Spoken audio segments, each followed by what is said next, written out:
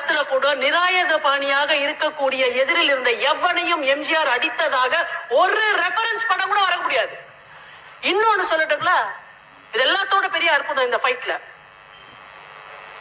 அவரே டைரக்டர்.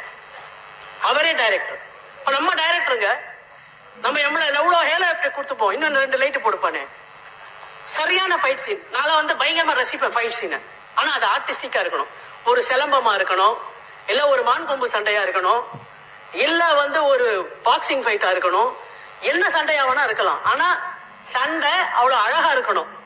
அந்த சண்டையோட முடிவுல சமாதானம் இருக்கணும், ஒரு ரெஃபர்மேஷன் இருக்கணும், ஒரு ரெனைசன்ஸ் இருக்கணும். அதுதான் ஃபைட்டினுடைய எண்ட் பர்பஸா இருக்க முடியும். எம்ஜிஆரோட எல்லா படத்துலயும் அதை பார்க்கலாம்.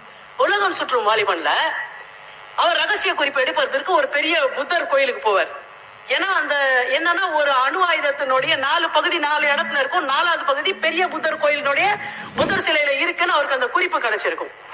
இப்ப போற போது என்ன ஆகும்னாக்கா, அந்த புத்தர் கோயில் இருக்கக்கூடிய அந்த புத்திஸ்ட் மாங்குக்கு மட்டும்தான் இவங்க அண்ணன் அடையாளம் தெரியும். படம் தெரியாதவர்களுக்காக அதை சொல்றேன். அந்த தம்பி தான் இப்ப போறாரு. போன உடனே என்ன ஆகும், ஐயா நான் வந்திருக்கேன் அப்படின்னோடனே அவர் என்ன பண்றாரு, வேஷத்துல இருக்கக்கூடிய நம்பியார் தான் உண்மையான புத்திஸ்ட் மாங்க்னு நினைச்சுக்கிறார். ஏன்னா தலையில ஒரு பெரிய டவல் எல்லாம் போட்டுக்கிட்டு புத்திஸ்ட் மாங்க் மாதிரி வேஷம் போட்டிருப்பாரு. உங்களுக்கு அந்த ரகசிய குறிப்பு எங்க இருக்குன்னு தெரியுமா? தெரியும் அப்படின்னு உடனே என்ன அந்த குறிப்பு உடனே கிமோகோ மிகாயு நிமோனா என்னன்னாக்கா பெரிய புத்தர் சிலை, அதுக்கு கீழே இருக்க கல்லுல 4வது கல்லு, அதுல இருந்த பக்கம் வலது கல்லு, அதுக்கு கீழே தான் இருக்கு, எடுத்துக்கோ அப்படின்னு உடனே இவர் கல் எடுத்து ஒரு கத்தியால அந்த கல்லை எடுத்துட்டு அந்த ரகசிய குறிப்பை எடுத்து அப்படி பாக்குற போது குத்து நம்பியார் குத்துவார். ஐயா நீங்களா இந்த பாவத்தை செய்றீங்க அப்படின்னு ஆரம்பிப்பான்.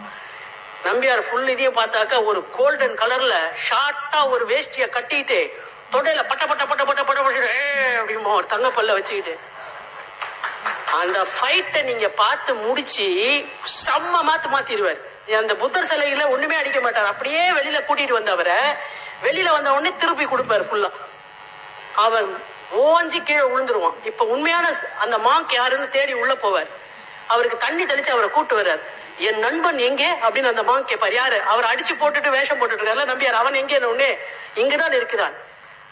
அவர் தாங்க டைரக்டர். நல்லா யோசிச்சு பாருங்க, அவர் தான் டைரக்டர். எம்ஜிஆர் தான் டைரக்டர் படத்துக்கு. இப்ப அந்த மாங்க் கேட்பாரு, என்ன நண்பா இப்படியா ஒருவரை அடிப்பது அப்படின்னு கேட்பாரு அந்த மாங்க். அதுக்கு எம்ஜிஆர் சொல்லுவாரு, ஐயா அந்த புத்தர் சிலைக்கு முன்னால் என் கை விரல் நுனி கூட அவர் மேல் பரவில்லை அப்படின்னுவாரு. அதுக்கு அந்த மாங்க் சொல்லுவாரு, எங்க இருந்த